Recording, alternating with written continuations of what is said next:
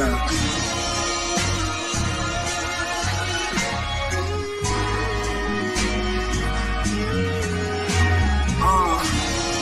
awake, I've been sleepwalking. I follow my dreams, stalking supreme. Awesome, when I reach it, I'm going Steve Austin. Stone cold to the streets talking. Might smash two cans together, let the beer just leak off 'em. I wore my heart on my shirts, then I rip the sleeves off 'em. I'm bearing arms, you niggas need garments. Get out the creek, dance and repeat. Target won't let the feet block 'em. Elite garments with a street baller. Had beats cross me in the hind years.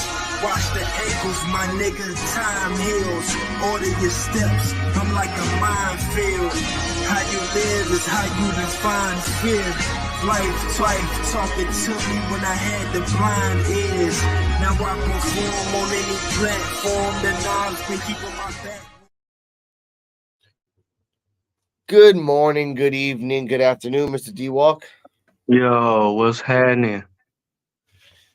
Good afternoon to everyone that's watching around the world, locally, internationally. I am Alex Coquito, the Invisible Man. Welcome to Weekend Reactions / Joe BNCO / Weekend Reactions on Twitter right now. This is the podcast for underappreciated wrestling fans. Now, normally on Thursdays, which is not a Thursday, we're on Saturday, we talk about AEW, WWE, news, and of the like. However, since New Year, we had a nice little time displacement, and now what we're going to do is do a nice little early before P.U.W.F. Ladies and gentlemen, get ready for the motherfucking time.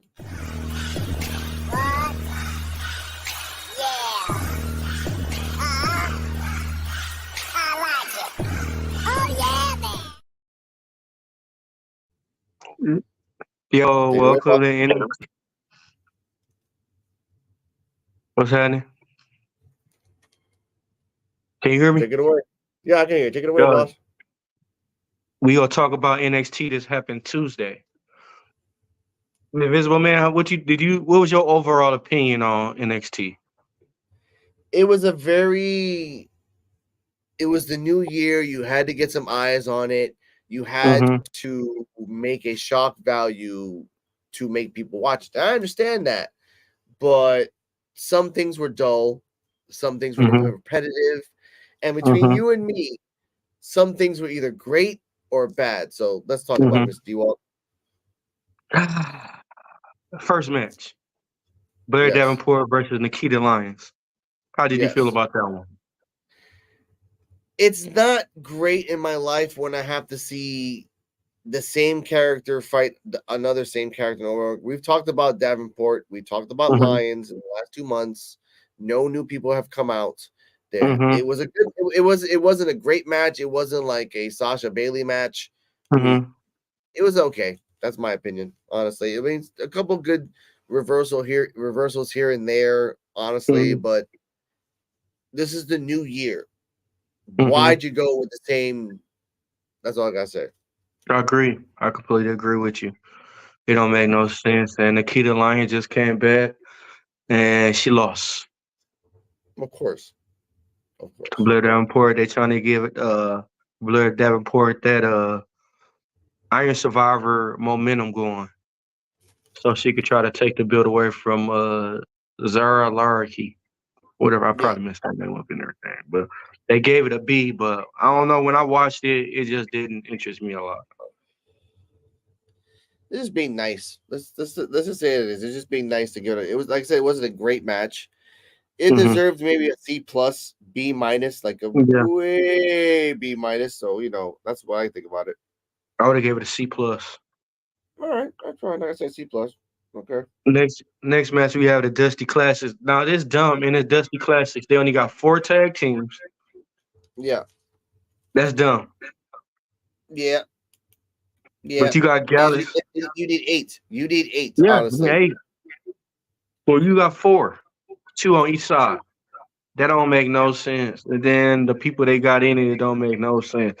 You got Gallus versus Braun Breaker and Baron Corbin. Yes. As we see in the background, Breaker and the lone one. I know what your name is, sir. I ain't gonna call you the wolf. Yeah, that match this didn't make no sense to me. I mean, they should have. To me, Brian Breaker should not be in no tag team. They should have been pushed him up to the main roster. I don't know why they doing this to him. I mean, it wouldn't even be no point for him to win this tournament, this Dusty Classic tournament. It wouldn't make no sense. This right here do not make no sense at all. You know what? Let's talk about that a little bit more deeper, because the Dusty Classic was basically meant for tag teams that were on the come up. They were meant for tag teams that was meant for greatness beyond. You know damn well Baron is not going to stay with Braun forever. He's going to just leave and come back. So if, for example, they win the Dusty Cup, it's just gonna be, oh yeah, we put this together and this together, and that's telling me that you're bleeding WWE tactics into NXT tactics, because NXT was always pure. It was always about the sportsmanship and the progress of wrestling. Mr. Joe BNCO, how are you, sir? Oh, he's just having fun. Now, do you think, Mr. D-Walk, Breaker and Lone Wolf are going to win the Dusty Cup? Yeah. Why? To me, it's just like they pushed them too hard. They forced them to join together. Like, literally forced them. Yeah. And like, it's like they pushing them down our throat. And that's not like the way. Like, I don't need that shit. No, I don't. No, I don't. The way they got them to join, it didn't make no sense. It was like they pushed them to join instead of them, like, having chemistry. Instead of them having chemistry, they forced it to happen. Yeah. I just don't get it. Just the 4 teams. I could have swore it was 8. And that's the thing. Like, you have hundreds of people in NXT, and you couldn't make a tag team out of nowhere, an underdog tag team that was just off the come up. No, you had to make a 1 and a 1 into 2. That's anyway. Continue, sir. No, but what you saying was right though. Like, it don't make no sense. Like, what they doing now is they just pretty much just throwing teams together. They don't know if they got chemistry or not. They just throwing teams together. That it don't make no sense. Yep. Don't make no sense at all. Like, to me, Gallus should have won over Braun Breaker and the lone pirate wolf, her Silver Timber. But no, but that don't make no sense. You got a tag team that's been winning, but then you got them to lose to somebody that y'all forced to win. Yeah. It's dumb. It's completely dumb, and I don't get it. Like, it's not who else in the tournament left still? Other than Baron and Corbin, I don't know. Honestly, other than Baron and Braun, I don't know. But then there are probably some no names that they gonna automatically win. So yeah. I mean, it was set up for them to win when they put 4 people in there. Yeah. Sadly, you have to say it like it is, because that's the way the fuck it is. Honestly, and it sucks. They do. All right. Like, next we got Lola Vice teasing challenging Laura Valkyrie until Tatum Paxton makes the save. Yeah. What do you think about that segment? That was. I'm happy that the women are getting a push. A lot more women matches. I can respect that. But it just, They just don't have it. It just, to me, the women's division is dying. They just don't have that in it no more. Like, it's like they're scared to take hits and take bumps. Yep. Yeah, but they gave it a D though. Damn. Like, right after the new year, you got it. All right, continue. Yeah. And then we got Josh Briggs versus Oro Mencia. Yeah. From the what you call it club, God damn it. Uh, damn it, the fucking whatever. But Yeah, how you feel about that match? that was a very cool match. I will respect that, and I will say it like that because honestly, other than that, that was it.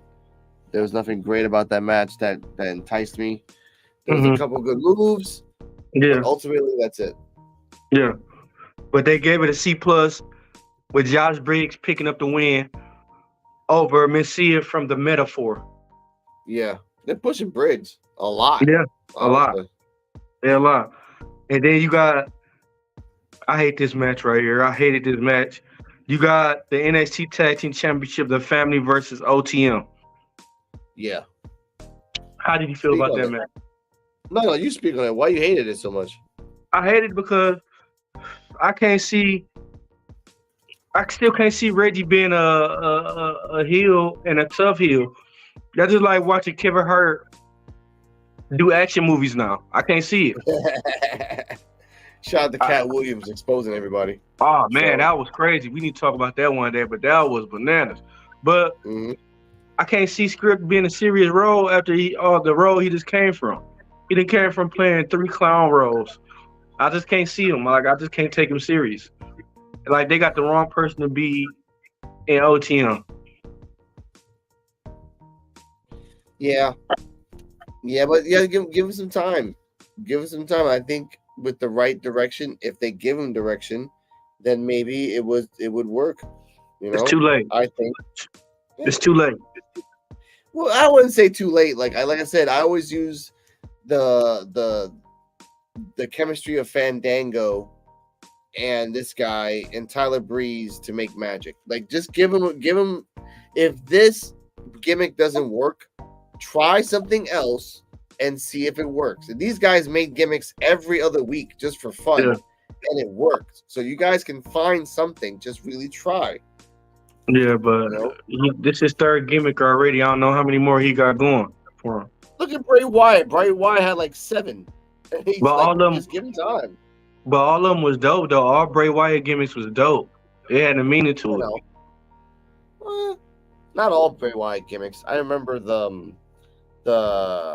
Chainsaw Massacre one where he was wearing like the leather thing. I'm like, all right, that was kind of weird. But either way, we're like, shout out to Bray Wyatt recipes. But what else? So they got the family winning, and they gave it a B plus. Nice. I give it that. All right. Okay, I give respect. Like again, like from every the last match was a D. So not before that. Before that, the last match. Yeah. Before the last match was a D. This one was a nice C plus. Now we're going to.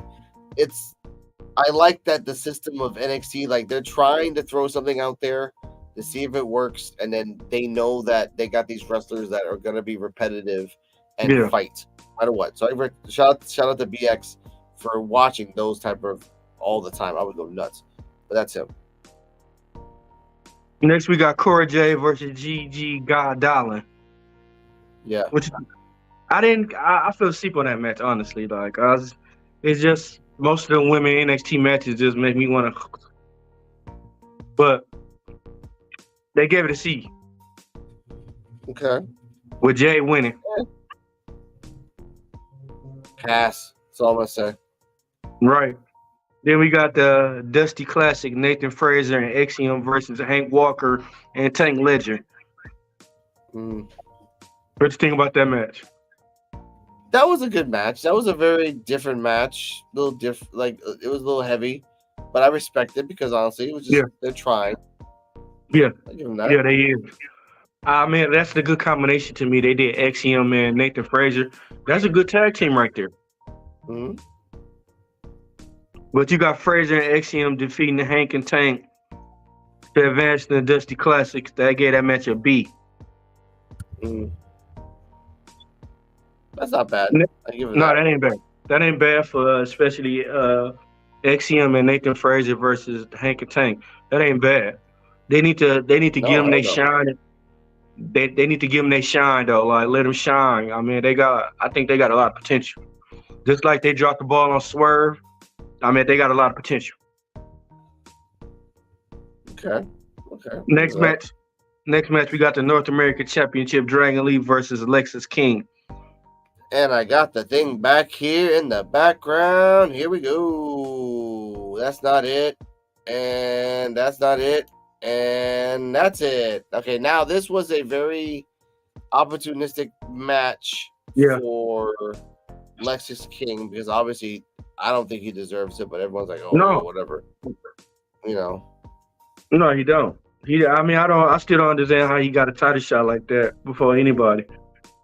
And I mean, like, I just don't get how they ranking system now is the WWE because it's like anybody could challenge for the belt now. Oh, we'll talk about the ranking system later in the other companies. But what you thought about this match? This was a very technical, like you can see that he has AEW training and Dragon Lee has Lucha Libre training, which they tried to integrate, but it was just very weird. So what was your thoughts on those two styles match, like clashing between Lexus King and Dragon Lee? I liked it. It was dope. Man, it was entertaining. It was better than the other matches, but it was entertaining. Very entertaining. But it was a good match by Alexis King, but he got up to the top too fast. Okay. I understand. I mean, it was a good match. Dragon Lee won, and it was a great ending for Lee because again, they're pushing Lexus King to always be the guy getting to the prom and almost dancing but never becoming king. Kind of like how not Fandango, but how Tyler Breeze was in like 2015-16, where he would always get to the championship all the freaking time, but he never deserved it. But he's like, it's a pretty cool wrestler. So other than Lexus King not really being a pretty cool wrestler, I'm guessing he'll be up to the dance maybe three or four more times. Then I'm like, all right, whatever. I'm not really getting to that. But what happened after Dragon Lee won, Mr. After Dragon Lee won, you got my man Oba Fema, who cashed in his NXT contract. I don't know why they started doing this too, but he cashed in his NXT contract, came in there, beat the shit out of Dragon Lee, and won the title. Now he's the new North American champion. Now your thoughts on that, because you don't seem so happy. We're two different factors on that. I just don't like. I thought the breakout tournament thing was to get a WWE contract. Now it's to get a contract and you get a title shot. I guess so. Like, I mean, they're trying to make NXT provocative, like more spontaneous. So taking that contract out, let's treat it like a Money in the Bank contract. Let's say it like that. If it was a Money in the Bank contract, how did you think Obi fared against? Again, I watched the match, and he knew what he was doing. He knew this is the right time. This guy was a luchador, but he was gassed from Lexus King, and he knew that this was the right time to try something. He did an edge move. He did an edge move. I like it. Yeah, I respect that. That's what I mean. Yeah. Like, he did that. That was very good. Like, he tried that. And again, yes, we talked about this offline, ladies and gentlemen, where Mr. D-Walk did not like that Dragon Lee had the belt for only 2 weeks and lost it to Obi. I am actually happy because, again, I say it right now, he reminds me of Keith Lee. Keith Lee had the belt. Nobody messed with Keith Lee. Whether you liked it or not, like, you had to go through hurdles just to get to him. And when you got to him, there's a whole new level of stuff you got to deal with. So if they want to make NXT seriously serious, then you have to, and again, no shade to Dragon Lee, but Obi seems like he's the future. I mean, as you see in the background, that Undertaker powerbomb that he can do to smaller wrestlers, and you know that the roster in the main one are not as many big wrestlers as they were before. So you can do a lot of things to people. And even the roster in NXT now, he can do a lot of things to the wrestlers right now, and it'll elevate his stock. And that's what I want him to do, is elevate his life more than anything else. Dennis is back. No. So what I want to say to him, I think this is the best idea for him if they push him the right way. Now that he's champion, Mr. D-Walk, where do you think he's going to go from here? I think he could be world champion. He got world champion material. Yeah. I just don't see nobody. I don't see nobody beating him for the North American title. They might do a Keith Lee scenario again and make him world champion, North American champion, and then they might just let it ride now. Something they should have did with Keith Lee a long time ago. Yeah, that's what I mean. Like, if they do it right and do it the way that they didn't do with Keith Lee, then yeah, let's do it like that, honestly, because why the hell not? Yeah. Like, if it could work for him, then why can't it work for anybody else? And if this guy has the right motion and the right notion and everything else, then yeah, go for it. Yeah, that's my thoughts. Yeah, I agree. You know, but the problem with him is that if he's a good talker, he can go far. I haven't heard him talk yet. Yeah, which he can use a manager or whatever you want to call it. But if he doesn't get it right, that's the problem with the main roster. If you suck talking and your manager ain't right, then you're not going to go well. And I'm pretty sure this guy's not going to be the Heyman guy.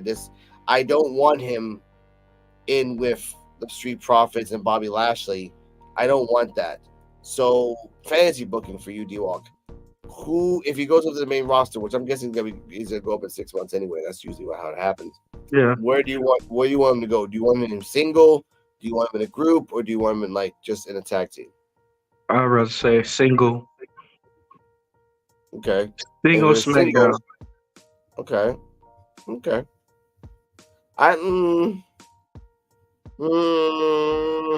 I would disagree. I would say Raw,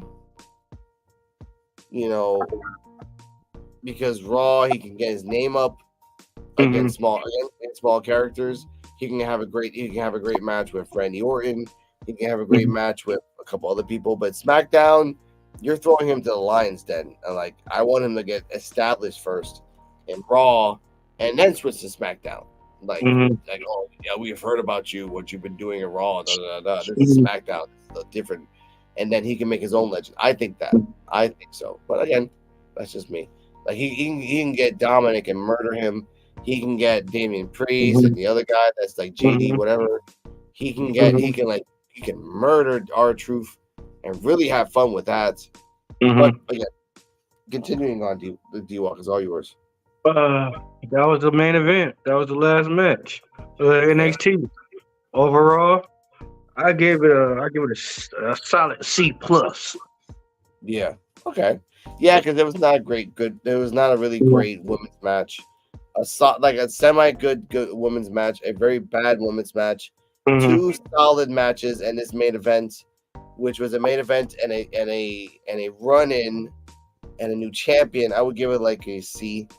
Solid C. Yeah, because of the women's match, I really can't give it any more ratings better than that. I'm sorry, but if it's not a good women's match, then I give it all the respect that it is. And you give it a solid. Okay, give it a solid C+. All right, ladies and gentlemen, that was NXT time with D-Walk. I'm gonna cut this. This is into a 20-minute clip for later, so check this thing out. Now, ladies and gentlemen, for the time that we all been waiting for. It's time. I gotta fix this real quick because I'm a little tipsy, ladies and gentlemen. It's time for P.U.W.F.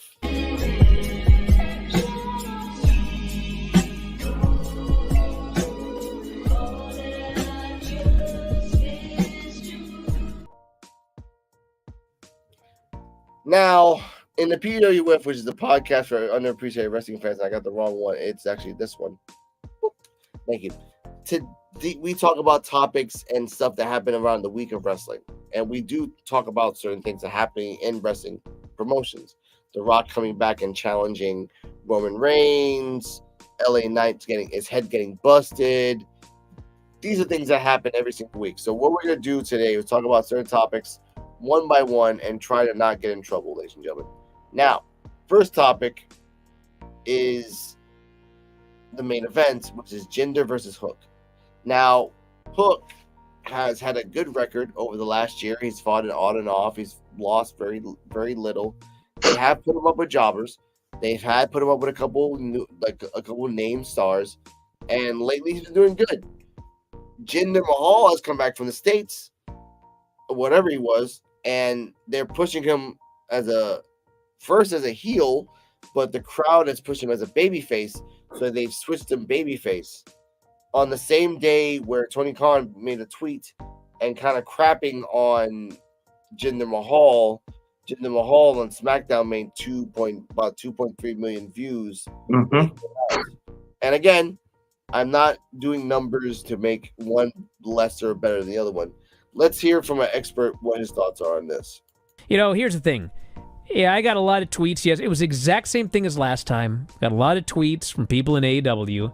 They were like, why is he doing this on Twitter? This is embarrassing. That's what they said. They said it last time too. I'm sure he's aware of it. But, he sees this as, look at all the engagement I get for these tweets, and then I can tweet out some matches and some promotion for Wednesday and, to help boost the rating. That's why he does it. So, what he tweeted was, a double standard. Hook, 28-1 career record, on winning streak, calls out champ, a logical challenge, sparks online outrage. Jinder has literally lost every single match he's in for the past year, immediately gets title shot, where's the rage? Okay, listen. I saw a lot of people defending Tony. They're doing it on the chat right now. And yes, DJ, he is wrong. Okay? What timeline is he on? Who is complaining about Hook getting a shot against Samoa Joe? Who? Yeah, I didn't see Have you seen anybody complaining that Hook is getting a shot at Samoa Joe? I haven't. I haven't seen one person complaining about that. Okay? I haven't been searching it out, but no, I did not see anyone complain. Then he says, Jinder is getting a title shot. Where's the rage? What? What? All I have been hearing about since Monday is Jinder Mahal is getting a title shot? Now listen, maybe this is out there somewhere, but I haven't seen any of it. I have seen nobody complaining about Hook, and I've seen tons of people mocking the idea that Jinder Mahal is getting a title shot. So I saw that tweet and I was like, what are you talking about? Where is this happening? Now, knowing all this, Mr. D-Walk, what are your thoughts on Tony's tweet and everything else? And I want to talk about a certain YouTube group that predicted something that got it wrong. So you go on. Somebody need to take that man's phone away from him and lock it up. Okay. I mean, like why is he talking beefing with a wrestler and he a owner? I mean, like he been trying to be a friend and then be a manager at the same time. It don't work out. Yeah, I know, but he is right on one thing. It does bring eyes on him when he promotes stuff on AEW. And again, it's not. I'm not condoning that on what he's doing. He's kind of stupid what he's doing right now because Jinder Mahal. Yes, I don't give a crap about his record, but I know that, and this is my opinion, he's not a guy that's gonna hold the belt for a very long time. No. Now we know that back in the past he did held the belt. He had his entourage. He was allegedly and supposedly roided out, and that's why they gave him the push. I don't know if it's true or not, but after he was allegedly drug, and he wasn't allegedly drug tested, he actually was drug tested. He disappeared for a while, came back, and now he came back again. And now that he came back again, they pushed him as a heel without his entourage, but now he's a baby. Because again, the crowd's as fickle as hell. So they pushed him as a babyface. I have nothing against Jinder. I just don't think he's on the same level as Roman Reigns or Sami Zayn or Jimmy Uso, because you've been gone for so long. The aspect of the game has changed. So now, the other part that bothers me, Hook has been, truthfully, fighting jobbers for a good while. Yes, he's fought a couple good people here and there, and he only has a 28-1 record. That's a great record. It's great that your dad works in the company too, and that can give a little bit of pull. I'm not saying that that's true or not, but I'm saying it looks like that way. And if you're based on good wrestling, then that's great as well. The problem, and also I'm gonna clip this. Shout out to OSW Review when they did All In. They said when Samoa Joe fought Punk, they said that Joe was never gonna win the title. Ever. He was a guy that never win. Well, sorry, OSW Review, you were wrong because he won the title and he is the title holder right now. And after many people came up to him and tried to, Hangman Adam Page and a couple other people came up to him and tried to get the belt, he jaw-jacked until, shout out to people on Instagram, I forgot who it was, someone put the Michael Keaton Batman single song in the background. And as he looks up, he sees the words Hook.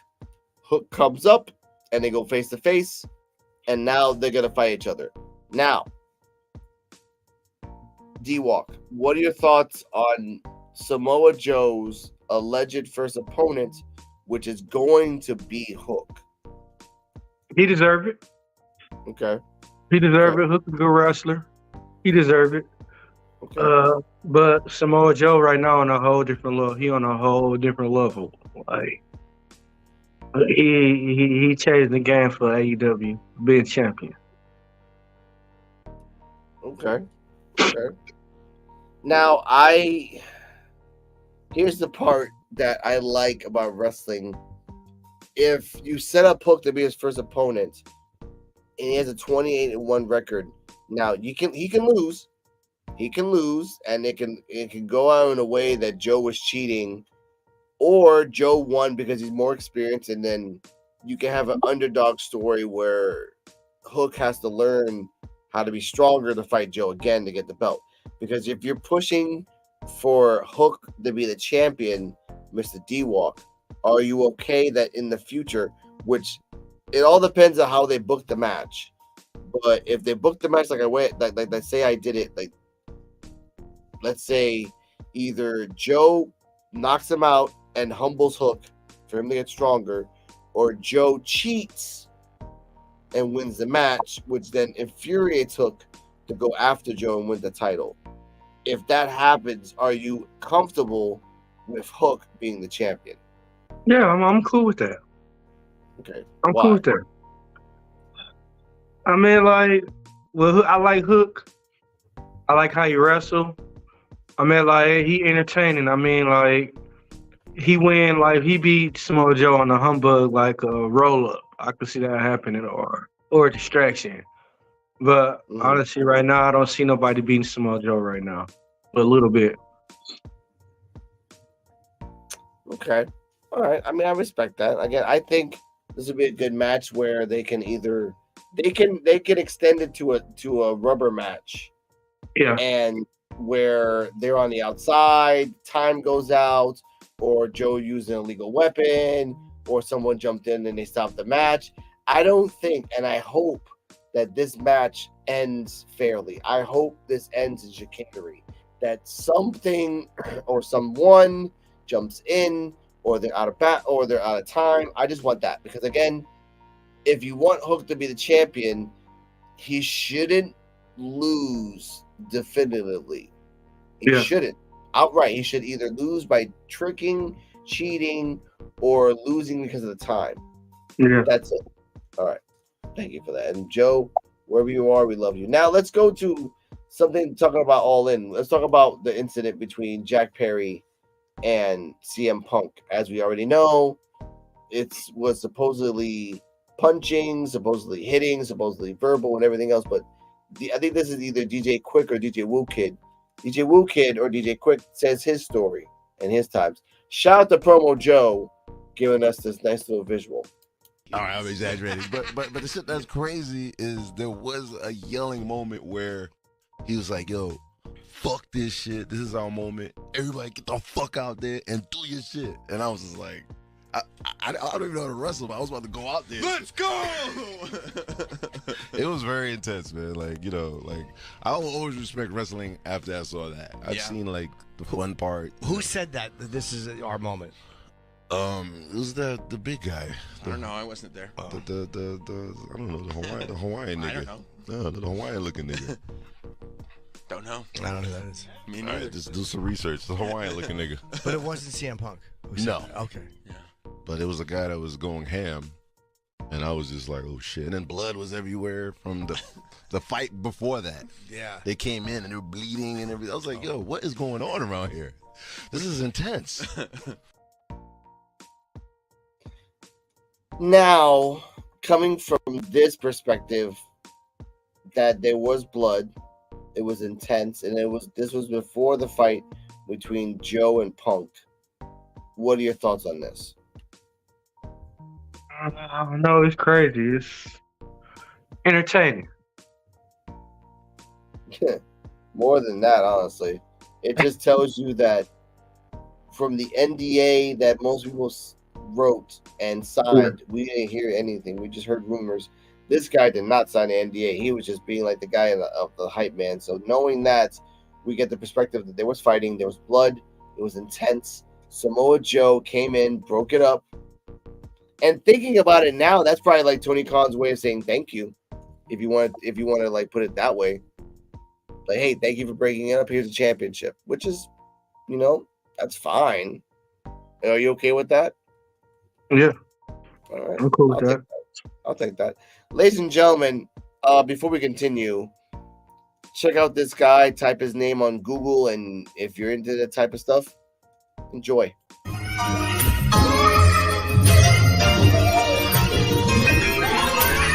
Praying over bricks, blessings on the stove.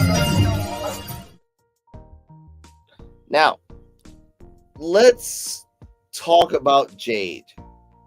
Now, we saw last week a comparison side by side of Ricky Starks and Jade in the dungeon, and she's not that great. Now, let's hear it from Natalya and her husband that broke her neck's fault.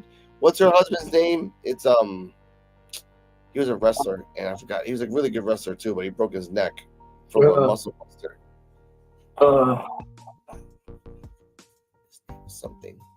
Either way, we'll find out, I guess. Here we go. You guys mentioned Jade Cargill coming over from AEW to WWE. Obviously, two very different styles of wrestling. You guys have essentially been tasked with showing her the way, filling in the holes of her game, bringing her up to speed with the WWE way of life. How's everything going with Jade? I think, like with Jade, she said, hey, like, I'd love to come and work with you. And I was like, oh my God, I would love that. And so when she came to the dungeon, it was just like, to me, I absolutely love working with new women that come into WWE. It makes me so excited. And I love her enthusiasm. I love how excited she is about jumping into this. Oh, yeah. It's just, and I know she's gone through a lot because her mom had just passed away recently. So it's like a very hard time for her in her life. But to be able to give somebody that diversion and to be able to say, hey, this is like, in the near 2 decades of being in WWE for both of us, like, here, let's all work together. Like, I do believe that we all get stronger together. And I'm also excited about working with her in WWE. I love, when I think about the people that I've worked with in their very beginning careers, I was Charlotte's first rivalry, one of her first big rivalries. I had that match with Charlotte at TakeOver in 2014. It's like one of my proudest moments in my career, because sometimes you just need somebody to believe in you. And so I believe in Jade. I think she's going to be awesome. I just think that 2024, like the way that the women are being used right now and like the track that we're about to be on for 2024, starting with the Royal Rumble, I just think that we're going to see a whole new era of women's wrestling that's going to blow everybody away. With you two leading the charge, Your thoughts on Natalya and what she said? She didn't really say nothing. Thank you. Yes. Someone say out loud. She didn't really say nothing. It's Tyson Kidd. Okay, thank you. Shout out to Tyson Kidd. Love you. Hey, you heard the WrestleMania rumor? What's that? Bianca Belair versus Jade. Why? That's what's supposed to be going. That's what's supposed to be going down. See, that's the thing I hate so much because you don't need to do that at any point whatsoever. Or because they're both black, you got to do it? No, you don't have to. Why? Because they're both good performers? No, because Bianca's a better performer than Jade outright. Bianca needs to fight smaller opponents. Jade needs to fight smaller opponents. Why are you fighting the same size? They did this shit in AEW, and it didn't work because she couldn't fight with Chris. She couldn't fight with Britt. She couldn't fight with freaking anyone else. So why you do? Okay, that's. I really wish Joe was here because he can really talk about this stuff. But that's all I'm gonna say on that. This is a waste of time to put Bianca in home. It is. For me, it's a waste of time. Awesome. All right. What else we got? We got back on Jade. Get better. I don't give a crap. Going on. Let's see what else we got here. From the BWO. This is what someone made about AEW. So I'm gonna put this out there, and you tell me your thoughts. AEW in a while. Let me pull up one of the videos from YouTube and see if the product has improved and become safer.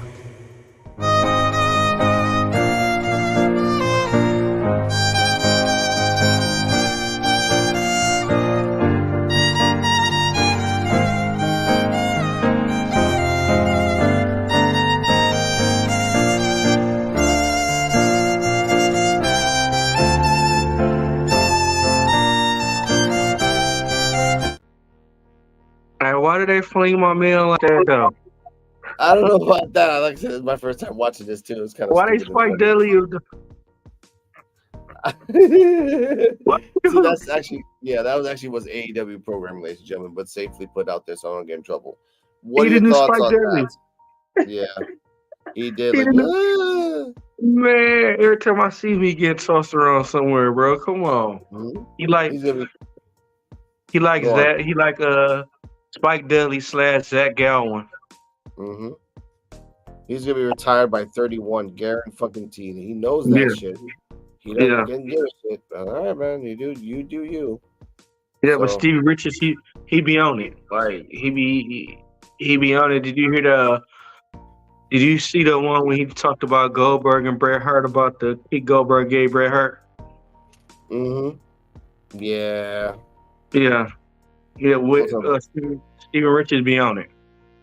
Yeah, that is true. Now, we're going to direct ourselves from different places right now and talk about something different.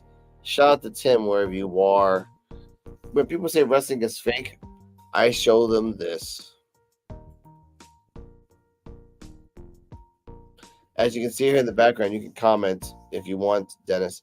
That is Microman fighting a wrestler. And biting his butt.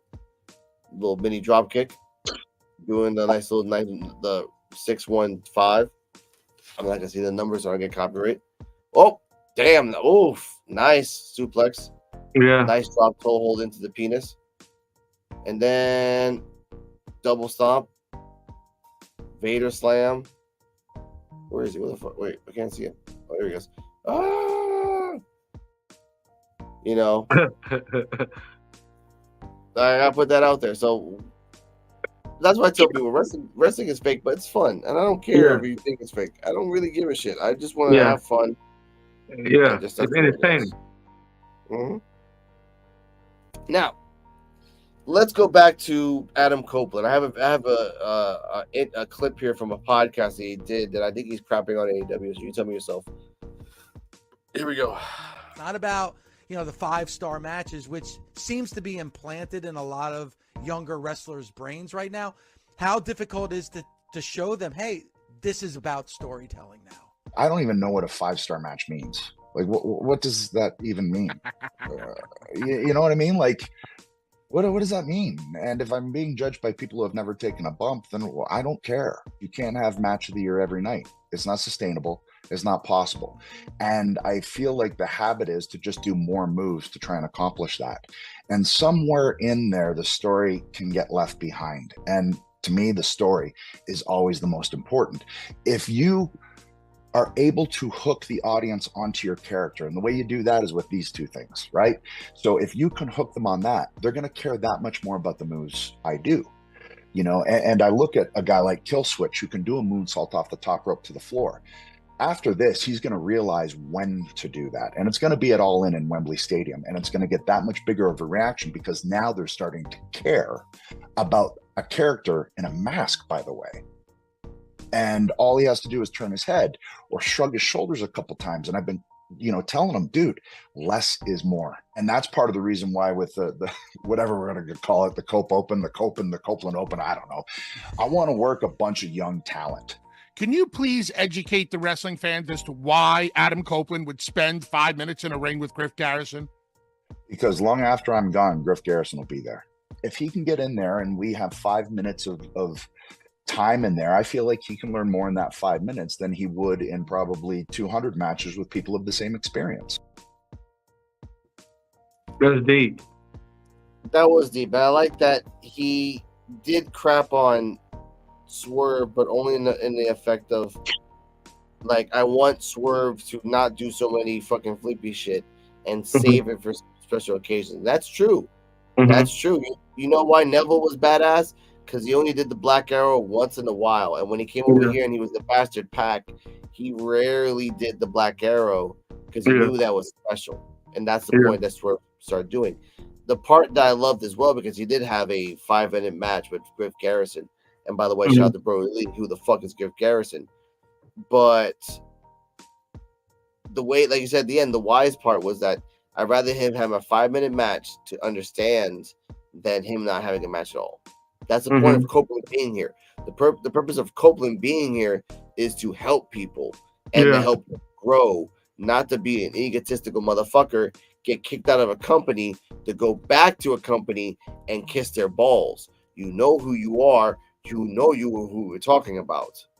So, other than that, let's see another clip. What's your final thoughts on Adam Copeland talking about that? Because honestly, I liked it. I liked it. It's educating. I liked it. Yeah. Okay. Like we said, another Microman video. Very politely.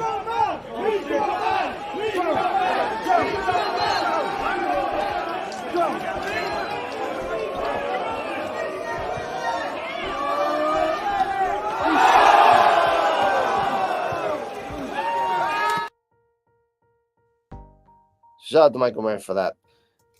Now, the last thing we're going to talk about tonight is female wrestlers and what they endure. Now, obviously, we're males and we don't really get the understanding, and maybe we might not get the perspective.